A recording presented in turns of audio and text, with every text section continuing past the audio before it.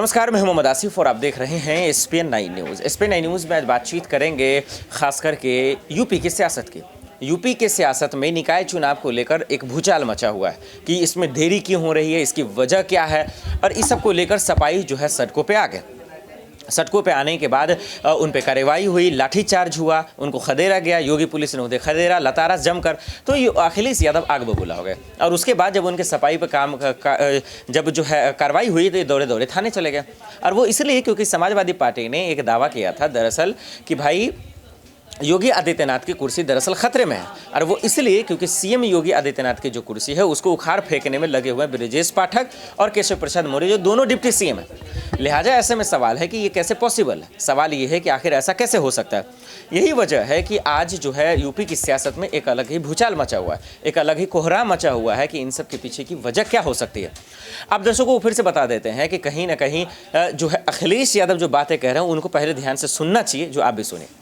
Bharatiya Janata party की सरकार में न्याय की उम्मीद मत करिए। भारतीय जनता पार्टी की सरकार में न्याय की उम्मीद मत करिए। पुलिस प्रशासन उसके साथ है जो अन्याय कर रहा है, झूठ बोल रहा है। जो सच बोलेगा वो सजा पाएगा। और ये घटना कोई एक दिन की नहीं है। भारतीय जनता पार्टी जानबूझ करके गलत भाषा इस्तेमाल कराती है, गलत भाषा लिखवाती है सोशल मीडिया पर, जिससे दूसरे लोग भी उन्हें जवाब दें। भारतीय जनता पार्टी को अपने लोगों को भाषा सही इस्तेमाल करें और उनका दूसरों के प्रति अगर गलत भाषा का इस्तेमाल होगा तो दूसरे ने भी गलत भाषा का इस्तेमाल हुआ है और किया है। पुलिस प्रशासन से लेकर के सब भारतीय जनता पार्टी के कार्यकर्ता बन के काम कर रहे हैं। उन्हें नियम कानून न्याय से दूर दूर का कोई रिश्ता नहीं है। मैं जब वहां पहुंचा हूं पुलिस मुख्यालय पर, कोई नहीं दिखाई दिया मुझे। पुलिस मुख्यालय खाली पड़ा हुआ था। अगर पुलिस मुख्यालय पर कोई सुनने वाला नहीं है तो उम्मीद करो उत्तर प्रदेश में किसकी सुनवाई हो रही होगी। पुलिस मुख्यालय पर कोई नहीं दिखाई दिया। जो जिम्मेदार अधिकारी थे एक भी नहीं था। वो लगता जो मुख्यमंत्री जी कहते थे कि 12 बजे सो के उठते हैं, वो अपने अधिकारियों के बारे में कहते थे। कोई जिम्मेदार अधिकारी हमें दिखाई नहीं दिया मुख्यालय पे, जिससे हम लोग अपनी शिकायत कर सकते थे या न्याय की बात करते। और जैसा मैंने पहले कहा, पूरा पुलिस प्रशासन भारतीय जनता पार्टी बन गया है और भारतीय जनता पार्टी के इशारे पे काम कर रहा है। अब 3 घंटे अंदर से पुलिस से क्या बातचीत हुई आपकी? क्या आपने उन्होंने पुलिस मुख्यालय पे कोई जिम्मेदार अधिकारी नहीं था। JCPL जो पहुंचे थे उनसे कोई बातचीत हुई? पुलिस अधिकारी कोई जिम्मेदार नहीं था। हमारी जो मांग थी कि जो भारतीय जनता पार्टी के जिन लोगों ने गलत भाषा का इस्तेमाल किया उनके खिलाफ भी कार्रवाई हो, और उन्होंने आश्वासन दिया है कि उनके खिलाफ भी कार्रवाई होगी। कौन कौन लोग हैं वो लोग? हमने तहरीर दी है। कौन कौन लोग हैं? नाम नहीं, नाम मैं नहीं ले रहा हूँ, मैंने तहरीर दी है। जो भी भारतीय जनता पार्टी के लोग हैं जो गलत भाषा का इस्तेमाल कर रहे हैं उनके खिलाफ भी कार्रवाई हो। कितने लोगों के खिलाफ तहरीर दी गई है? कितने लोगों के खिलाफ तहरीर दी है? लगभग 14 धाराओं में मुकदमा दर्ज किया है। देखिए, पुलिस कुछ भी कर सकती है। देखिए, आदरणीय मोहम्मद आजम खान साहब को आपने देखा, उनके खिलाफ पूरा भारतीय जनता पार्टी लग करके उन्होंने झूठे मुकदमे लगा दिए। रमाकांत यादव विधायक पूर्व सांसद, उन पे मुकदमे कब के थे, उन्हें जेल भेज दिया। दीपक यादव, उन्हें जेल भेज दिया झूठे मुकदमे लगा करके। तो ये बड़े नेता से लेकर के छोटे नेता, या आपने कानपुर की घटना देखी हो। इसीलिए मैंने कहा कि भारतीय जनता पार्टी की सरकार में न्याय की उम्मीद मत करिए। ये झूठों के साथ हैं, जो अन्याय करते हैं उनके साथ हैं। सर, भाजपा तो ये कह रही है कि महिलाओं के खिलाफ अभद्र टिप्पणी हुई है, उस पर अखिलेश यादव डिफेंड कर रहे हैं। देखिए, भारतीय जनता पार्टी महिलाओं के लिए क्या कह रही है? क्या भारतीय जनता पार्टी उनके घर परिवार नहीं है तो वो क्या इसी घर परिवार के बारे में बोलेंगे? क्या वो हमारे परिवार के बारे में बोलेंगे, हमारी बेटी के बारे में बोलेगी? ये किसने आज़ादी दी? किसकी ताकत पे वो बोल रही है? वो ताकत बीजेपी ने दी है, बीजेपी बुलवाती है। क्या मुख्यमंत्री के सहारे पे नहीं बोल रही है वो महिला? अगर मुख्यमंत्री जी के परिवार नहीं है तो दूसरे के परिवार पे अगर बोला जा रहा है तो वो चुप बैठे हैं, वो खुश हो रहे हैं इस बात को लेकर के, अपनी पुलिस आगे कर दे रहे हैं। जब उन पर शब्द खत्म हो गए, जब नहीं लड़ सकते हो तो पुलिस आगे करते हो, पुलिस आगे करके लड़ाई लड़ रहे हो आप। सर वो तो ये कह रहे हैं पिछले 2 महीने से आप, मैं तो आपसे कहूंगा कि आप वो महिला, वो भारतीय जनता पार्टी के लोग जो शब्द लिख रहे हैं, क्या वो लिखने चाहिए शब्द उनको? क्या आप मुख्यमंत्री आवास को गंगाजल से नहलाएंगे आप? क्या हमारे घर पे तुम्हें उन्होंने नहीं भेजा? क्या शब्द इस्तेमाल करती थी भारतीय जनता पार्टी? क्या आप ये नहीं जानते, इन बातों को नहीं जानते क्या आप? जो हुई आपके सामने, आपने भी देखा, एक पत्रकार मेरी कोई मुलाकात नहीं हुई, न मेरी कोई बात हुई। ये सब, चाहे वो जेल प्रशासन हो, चाहे पुलिस प्रशासन हो, पूरा भारतीय जनता पार्टी के कार्यकर्ता बन गए। मिलने नहीं दिया, हमें कोई मिलने नहीं दिया, कोई अलग समय बोला या कोई अलग? उन्होंने हमें किसी को मिलने नहीं दिया। हम जैसे आए थे वैसे वापस जा रहे हैं। अब क्या रणनीति रहेगी सर आगे की?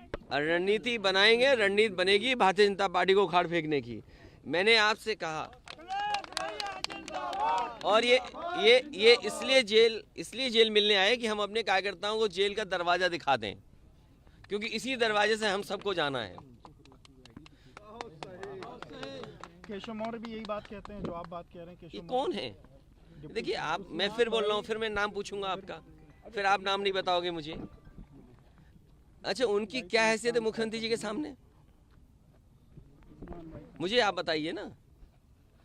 वो आप इसलिए कहते हैं कि पिछड़े लड़ जाएं। अरे मैं नहीं समझता हूँ आपकी भाषा क्या।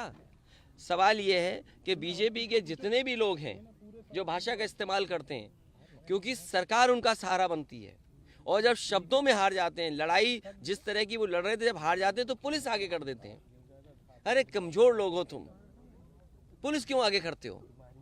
पुलिस को कम से कम अननेसेसरी दबाव मत बनाओ, पुलिस को भी अपना काम करने दो। अगर समाजवादी पार्टी के किसी हैंडल से इस तरह की भाषा का इस्तेमाल हुआ है और अगर आपने कार्रवाई की है तो पुलिस को खुली छूट दो।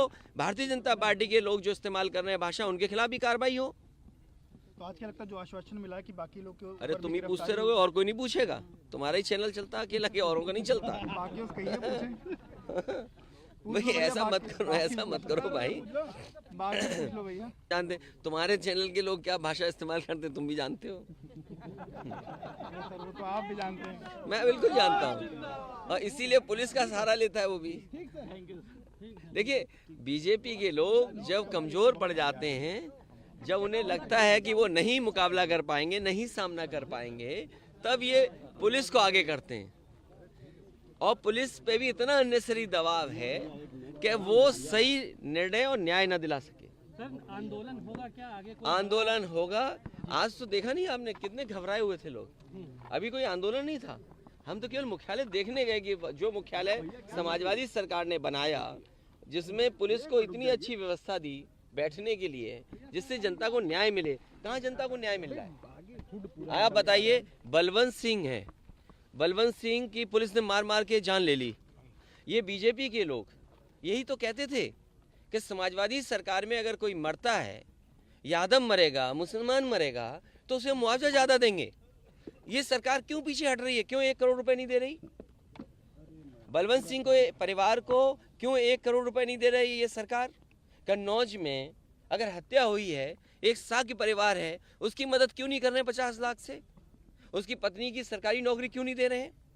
जब इनकी सरकार नहीं थी तो आरोप क्या लगाते थे कि समाजवादी लोग भेदभाव करते हैं मदद में, सहयोग में। आज तो सरकार इनकी है।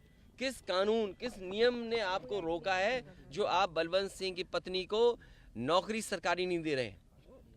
किस कानून ने आपको रोका है? किस अधिकार से आप नहीं दे पा रहे हैं? अगर आप औरों को नौकरी दे सकते हो सरकारी, तो उसकी परिवार के सदस्य को क्यों नहीं नौकरी दे रहे हैं?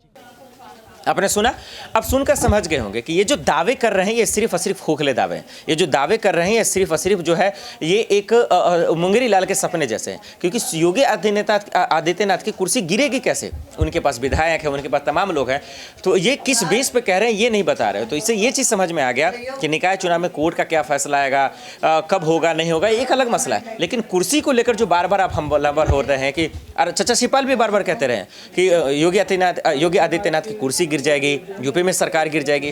भाई किस बेस पे कह रहे हैं ये तो आप समझाइए। तो ये बड़ा सवाल है जो हम सबको समझने की जरूरत है कि अखिलेश यादव चाहते हैं क्या, समाजवादी पार्टी क्या चाहती है, सपाई क्या चाहते हैं, ये बड़ा सवाल। बहरहाल निकाय चुनाव में देखते हैं कि क्या कुछ होता है, और कुर्सी को लेकर जो एक अलग सियासत मची है, जो समाजवादी पार्टी मचा रही है, वो आने वाले वक्त में देखना पड़ेगा कि क्या कुछ होता है। आज के लिए इतना ही, मुझे दीजिए इजाजत और आप देखते रहे SPN न्यूज़। नमस्कार।